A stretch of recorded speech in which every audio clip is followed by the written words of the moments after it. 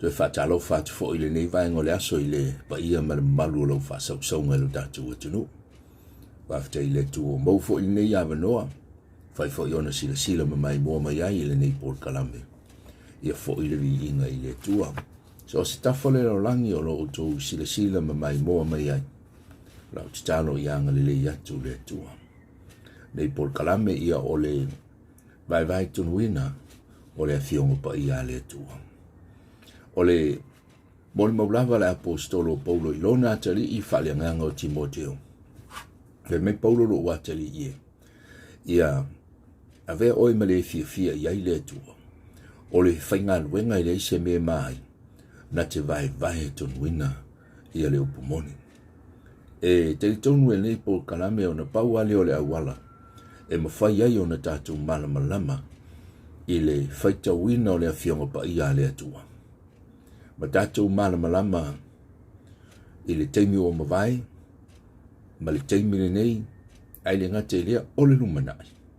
Pe a whai e mawhai o na tātou Vaevaeina ia le upua le atua.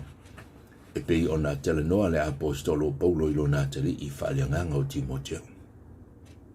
Taluai o Timoteo olona tina o le iutaia. A olona tamaa o le nu ese. O Timoteo lai matua malama lele. E le tūlanga o le tūla fono. Ia ai le ngate lea o tūlanga foi o tangata nu ese aisea. A wafoi o le tama lea e le ngata o ia o le iutaia. Leisi o nei tū ia a o le nu ese foi. Te tono le wala le na laina tala noa Paulo ia Timoteo. Ia iloa Vaevae le upua le atua. Walu tangata na te loa o na tuu ese. Ia nu ese ai le ngata fo ilea. O mea tau le nuu o le atua. O le tala la Paulo whama ia whai oi ma le fia iai le atua. Ina ua iloa o na Vaevae le upua le atua. I le mea tonu e mana o iai le atua. O le Port Kalame la i le nei aso. A whai o le vala uina o le nuu o le atua le tuina I le au na mose o le teitaina o lona nuu mai ai kupito I le nuu na folofolaina. Ma ngatu I le maunga o Sinai. Tuina ia I le atua lana tūla fono. E teitai ma whaatonu ai lona nuu. Pesa utala no I le Port Kalame o mawai. O le vala au le atua I le amatanga na malolo ai le atua I le sapati. E mole la rolangi I atoa. Taluai le rolangi u whaatupiteleina le angasala. Ma ua ola tangata I le amio le anga. Ua le manatua e tangata le atua. O le awala le nalai o na whirangalo le atua e sili o na tofia sona nu. Ina ia latou siustai I ate ia. Ma latou ngā wai I ate ia I so stei me whitala iai le atua. Latou te whaia le me whirangalo ai le atua. Lea pēna sa o ta ua o Abrahamo leo se Israel. A o ia na tupunga mai ai. Ia le nuu o le atua Abrahamo Isaako. Ia ai whanau mai a kopo ia o na sui leo lo neingua. Ia Israelu. O lea la ua iai le nuu o le atua o Israelu. Ai o te whaaftei le atua awa. E le ilafo ina le atua le larolangi atoa. Sa saungia mata pena ina le atua. Se awala e mawhai ai o na whaola ina ia tangata nu ese. O na tala noa leo le kalatia o lona mata upe tolu whai upe sifurma leo no. Whai mai le mani maua le apostolo Paulo. Na fola mai ia Abrahamo o so lau whanau. O le amanui ai le laulangi. O le tama leo le a whanau mai. E le o le Iakopo. Leo ua whatino ai Israelu. A o le tama e whanau mai, mai o so lau whanau. E whatatau lea ia Yesu. O ia lea o le a whanau mai, mai lo le tala na tuspa ia. Ina ua whanau mai Yesu, ua nofo I le tūla fono. Ua le taimi lea o le tūla fono. Ai I le moli maua le kalatia lono mata upe wha, fai upe wha. Mai ua o atu I le wha atoanga o tausanga. O na awina mai lea le atua lo na halo. Ua whanau I le whawhine. ua nofo i le tulafono. O le teimi lea. Lea na ua soifua mai Iesu ia o na hao uina lea o ia i le tulafono.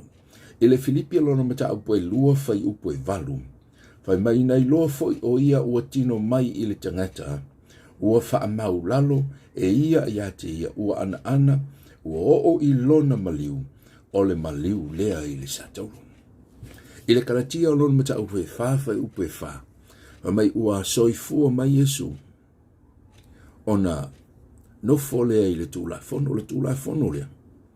Sa tausi e Yesu ma o uina i ona matu i le taimi lea. Eo o ala i sa pati pe i ona whaamtala ina i tuspa i a whamai. O le masani a Yesu, o le lotu po o le alu i le malu i le aso sa pati. A i le kalatia la lea na ta ua i le lua fai upo e valu. Whamai ua whaama ua lalo o ia i a te iang. Ua ana foi o ia.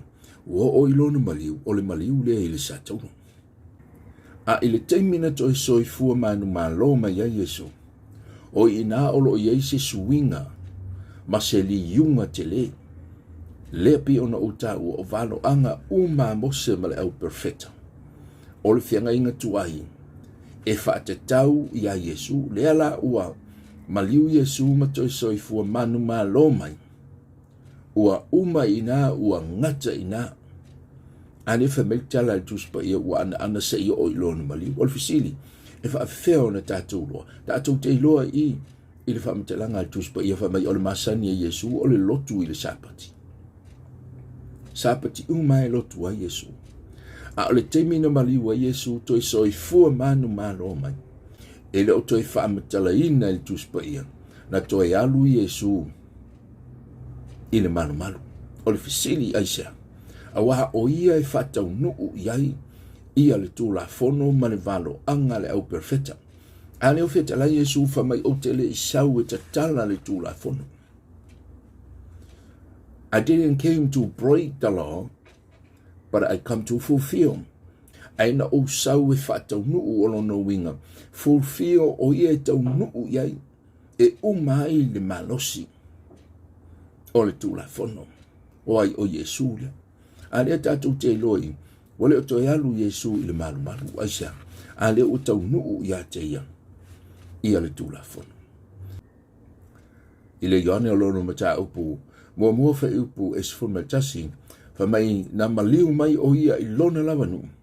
Ai te ena o ia e ona lava tangata. Sa te ena e u teia Yesu mai ai le nate mi ho o mai le teimini nei. Ua mau ai le avanoa o tangata nu ese.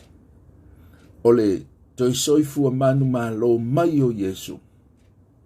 O inana a matai. Ia le ngarue nga fai a Yesu. Mo tangata nu ese aile ngate lea. O so si tangata o le larolangi. E o lava ia Israel ua feliwa ina o lato wolanga. Wale o toi manao e ola i le tulafono. A ua manao e avea Yesu. E fai mo lato sapati. O le sapati la tangata nu ese. O Yesu e malo lo ai luunganga. O inai fato a e la ngona ai ua file mu luunganga. A le sapati e tangata iuta ia. Ia o le aso fitu le pei ona iai. Fa maila le mo le mau le tuspa ia. A o tapua ai ia Israelu ilo lato waso fitu po le aso sapati. A onu ese. O le aso mua. Aisea, ele fea ia hai mea ia e lua. Ele o ia nu ese ile mea ola ia iuta ia. Fa pena fo iuta ia ile mea le ia tangata nu ese. Aisea, ale tatou te loa il whamitala ngal tuspa ia. Ile ngā rubenga lono mata upe lua sifuru fai upe fitu. Fa mai ole urua i aso le vai sapati. Ua umar sapati tua aiuta ia. Ole aso mua la le vai aso. Ole aso tapu wa ilea. Atangata nu ese. Ele ole aso ole la. Ele o si aso sa. Le ai tatou wo i aso ole atua. Tele tangata o lato whaawinga si se. Ia le aso lea. Wana oni ngoa e whaai ngoa ai. e mai tau ai. Ai a whai tātou te o i le tuspa ia. O lo o iai aso whapitoa le atua. O le aso mua mua. E tau nuu pe o i le aso fitu. Whai mai o nuu esela. O tangata ia e tāpua i le aso mua mua. Whai mai le ngā ruenga lo me tau pe luas furwhai upo e fitu. Whai mai o le ulua i aso o le vai sāpati. Ia outou whaapoto poto ai ni mea ua outou maua. O le tana noa i tangata nu ese. O le tana noanga le ale apostolo Paulo. No ringo le aso le e whai eisa uninga tangata nu ese. Le api o na outaua. E le lo lotu whaatasi. Ia le nuu o le tua ma tangata ese. Nuu o le tua o le nuu whaapitoa. Nuu ese o le nuu lea. Na maliu wai ke riso i le sātolo. Aisea, alea na tuni ese Israel. Na tuni ese le au fai sapati. Ile mana na oai le au fai tula fono ia Yesu. Ile ngā ruenga la no mata upe lusfu fai upe fitu whamai. O le ulua i aso le vai sapati, ua mavae le sapati. Ua wha poto poto, wai le au so o e tofi tofi le a reto. Ulua i aso le vai sapati. Ia manino mai le au whaafonga. E le tāpua i whaatasi, ia Israelu matangata nu uese.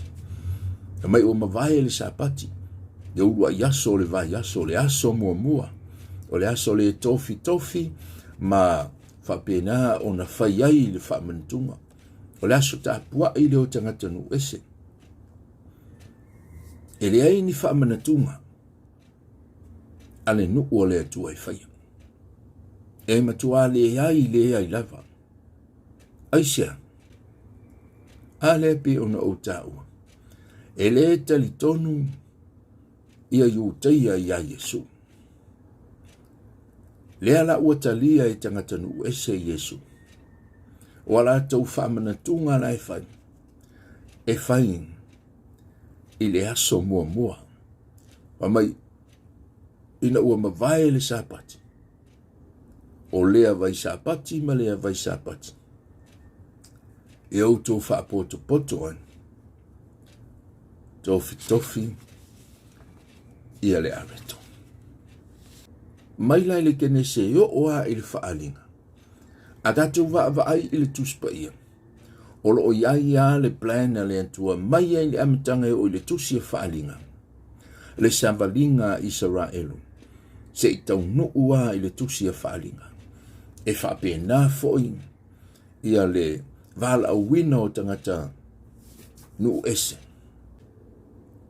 Whapea o le tala noa le antua ia Abrahamo o lo watali o Isaako e whanau mai ati o e manui ai le rolangi. Aina toi fola e le antua ia Abrahamo. Le tama o le a whanau mai e whate tau lea ia Yesu. E manui ai ia tangata nu ese. O le alofa le nā ma le angalilini nao le atua.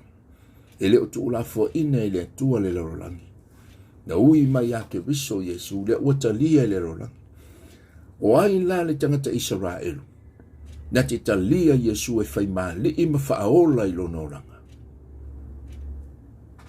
Ona ta ua leo i la tuna o Israelu whaalianganga. Aisea, le ua la tau talia le nganga o le atua. O la tau talia Yesu. Ona ta ua leo i la tuna o Israelu whaalianganga lono ingo tangata ua whiliwa ina o la tau wanganga. Whiliwa ina o la tau wolanga. Wala tau o ese mai le tula fono. Wala tau le toi mana na o e tausi i sapati. Au a vea Yesu e whaimo la tau sapati. Le sapati iai ia tangata nu ese o Yesu. O le taimi te talia Yesu. O na pau ale o le taimi te whaalongo ai o matua malo lo. Ma ua file mu o tatou loto mai meo whawhita uli matau o leo langa le nei. Pe a whai tatou te talia Yesu e whai mali i mawhaola. Ile karatia lo no mata upe lua a le whai upe fitu. O i nahalo tala noa i le apostolo Paulo. Whai mai le tala Paulo. E whaapeo na tu uina mai le atua i atiau le tala le lei monu ese o Paulo lea. o le tangata lea na totofi whaapitoa e le atua. E whai mawhai fe au onu ese. Na te momole ina le tala le lei. Mo tangata nu ese. O na tala nolo le apostolo polo le kalatia lona mata upu e lua whai upu e fitu whai mai. Na tō fia mawala uina ue le atua.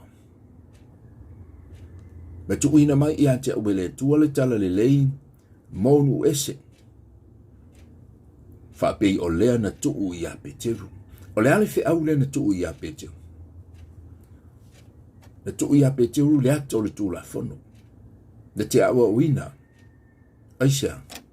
A wā foi o Peteru o le iutaia. O i o le Israelu. Lana tuu i ai. A o Paulo o le Israelu. Ai na fili e le atua. E whai o ia mawhai fe au nu ese. Tala noa leo Paulo whai mai Paulo. Whapei ona tuina mai ia te au le tala le lei. Monu ese. Whapei o lea na tuu i a Peteru. Whamanuia le tua i lau whaafonga i le nei aso. Te tonu o le vala uina le nao tangata nu ese. Ina utoi soifua manu maa lo mai Yesu. Ia ona whaatu langa lea o le tala le lei monu ese. I le teimi na soifua mai a Yesu, a fio Yesu i le langi. E le i tau nuu pele i o le tala le lei inu ese. O le teimi na vala au mai a Yesu, i a saulo i le ala i ta maseko. O i inana a matai, le tala le lei monu ese. Na to tofi ai, e Yesu ma ave ai saulo, e sui lona ingoa i a Paulo. E whai ma apostolo na te avea le tala le lei mo tangata nu ese. Ia whaamanuia le atua i lau whaafonga i nei aso. Leisi por kalame so ai. Ia o le awha pena ona tali nai le tele onisi o fasili fo i o i lata uolo i meli mai. Na o fo i eisa o fasili te fasili mai ai le nei por kalame. Ia mawhai o ne e i meli mai. Sosene at gmail.com